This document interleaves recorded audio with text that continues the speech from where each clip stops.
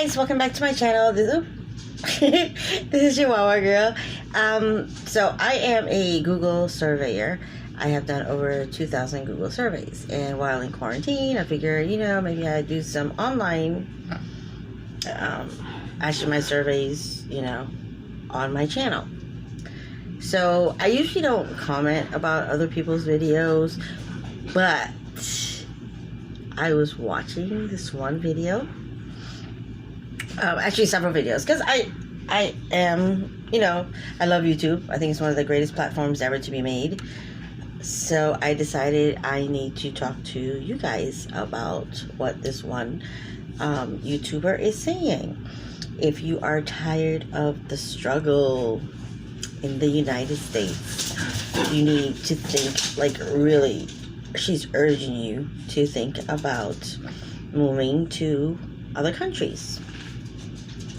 Okay, I get it. She did not want to struggle. She didn't want to pay, like $1,600 a month for rent, things like that.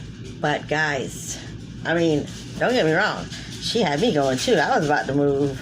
You got people moving to Mexico, Guadalajara, Jamaica, Trinidad, Aruba, Guyana, all these places. But just remember, once you leave the United States and you get caught up in some stuff over there, there's no lifelines for you. If you don't have money for groceries, you don't have money to feed your kid, you don't have money to pay your rent, you have to remember, they don't have food stamps. They don't have WIC. They don't have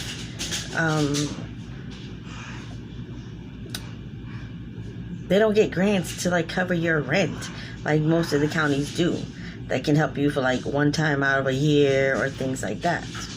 Okay, look at New York. You don't pay after a certain amount of time, they have the right to go out there, grab your stuff and put it out on the street. But you don't have to live in New York. If money's tight in New York, move to another state. You don't necessarily have to move out of the United States. Now, at the end of that conversation, after the end of her video, she says, find yourself some online work. So basically, if you're not a YouTuber or born with a silver spoon in your mouth, then you need to stay in the United States. Okay? Unless you're some big CEO of another company and your company's transferring you to like Japan or somewhere like that. And hell, I wouldn't even live in Japan with all them damn tsunamis and shit going on down there. Oops. But it seems like it's gotten worse, because I don't remember one time ever growing up and watching the news and hearing about a tsunami. Then again, we didn't have CNN and all that stuff. It was just Channel 4, Channel 7, Channel 10. I remember Ann Bishop. I used to want to be like her all the time. And then when I started working at Fuddruckers, I was like, I don't know, 18. And I actually met her. I was like, oh my God. Fuddruckers is like in Coconut Grove. And oh my God, that was like a hot spot every weekend. It was just like people after people. But anyways, yeah, just remember. Okay, and then there's a lot of crime in these places, so you're not just gonna pick a place on the map and say, well, you know what, I'm gonna move there because that rent is $400. There's a reason why that rent is $400 US. You will pay for it somehow. It could be by crime, break-ins. Okay, it could be by bugs. Like, look at those people that bought a beach house on a beautiful island. I really didn't like the beach house. It was like all colorful and it looked more like a restaurant, but hey, that's their cup of tea, right? Now I guess after a certain season came in, when they actually moved down there was tarantulas all over their back patio. And now they said they learned to live with them. Hell no, I'm putting up a big ass gate. They could, one of them screen patios, and I see them on top of my patio, I'm blowing their ass off so they don't know not to come back there again. But they are going to come back. You know, there's all types of bugs and things like that. Like when I used to go to Trinidad and come back, and like say I got like some pomerac or pumpkin. Yeah. Where's the red coloring? Oh, check in the freezer. No, down there where you at. And they used to take my fruits from me, and I'm like, damn, I done lugged that all over the airport. Just like when I went to Tobago. My last friend's Jimmy Mustafa, and he actually owns a resort on Pigeon Point Beach, and he wanted some apples. So I'm like, okay, you know, she's like, oh, Dad wants some apples. I'm like, okay, cool.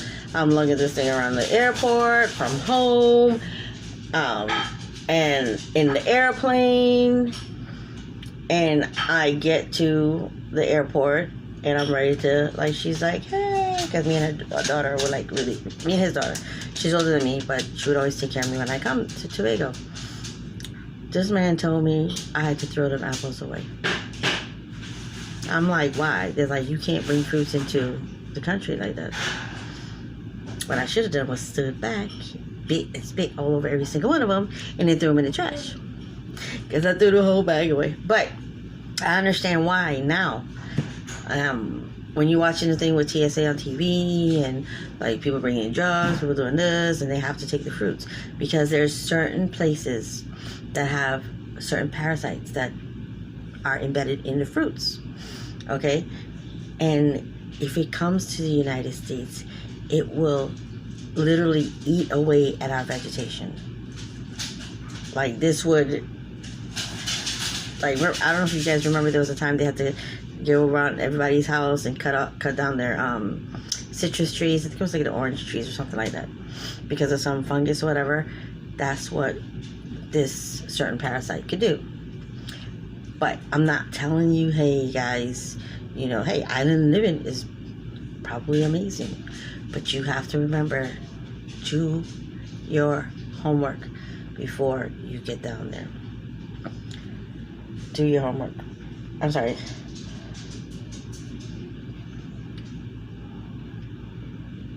You don't know what bugs are there.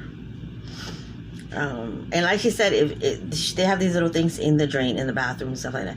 She said if she takes those out of there, spiders and all that stuff will be up there in the morning. Bruh, me and spiders are not friends. Me and that kind of bugs are friends. But hey, to each his own.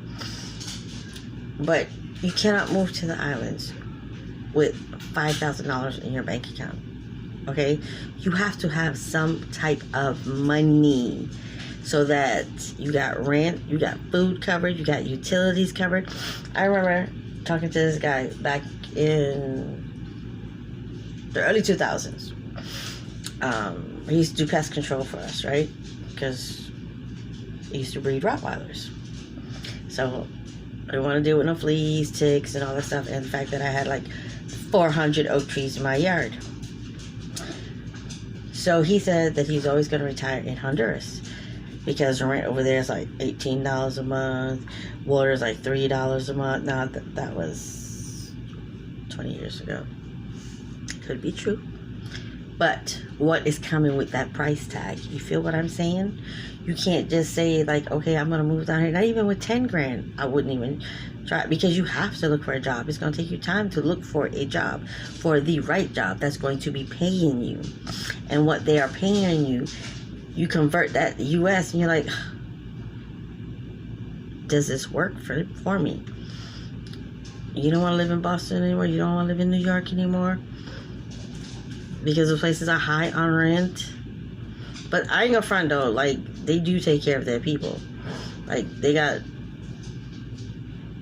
well, I wouldn't say I heard a lot of crap about the shelters, but you move from the shelter, they get you a place, and a lot of times they're in high rises, and they're beautiful. That's New York living. But there's always other places to go. Georgia is beautiful.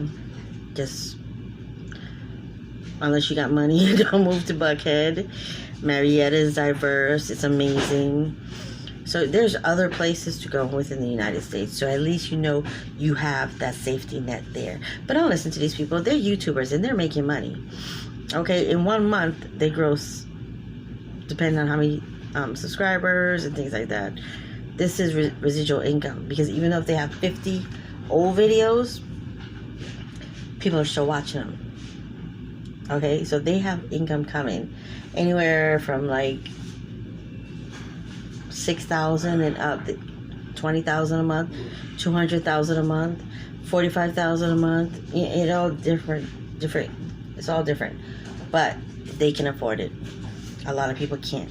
So don't let them fool you, telling you like, oh, if you're tired of the struggle, you're tired of this. This is life. But just remember, there are no safety nets once you're outside of the United States, unless of course you go to Canada. That's totally different. So I'm going to leave you with that, guys. I'll see you in my next video, and don't forget, be safe out there. Wear your mask. COVID is not over yet.